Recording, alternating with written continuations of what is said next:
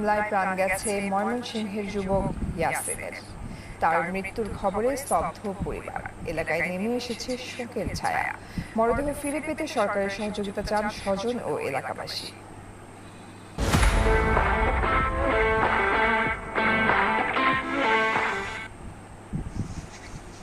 মায়ের সাথে ইয়াসিনের শেষ কথা ছিল ঈদের পরেই টাকা পাঠাবে দেশে, সেই টাকায় উঠবে নতুন ঘর, সুদ হবে ধার দেনা।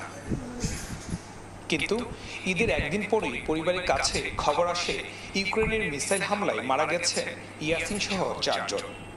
ইয়াসিনের উপরে বম পড়ছিল, বম পড়ার পর ইয়াসিন একবার তছনছ হয়ে গেছে, যে ইয়াসিনের মাংসটা বন্ধ খুঁজে পাওয়া যায় নাই, একবার তছনছ হইয়া মারা গেছে অকাল মৃত্যু। আর আমা তুমি দেখো, তুমি টেনশন করিও না, আমি কিছু দিনের মধ্যে টাকা পাঠাইতেছি।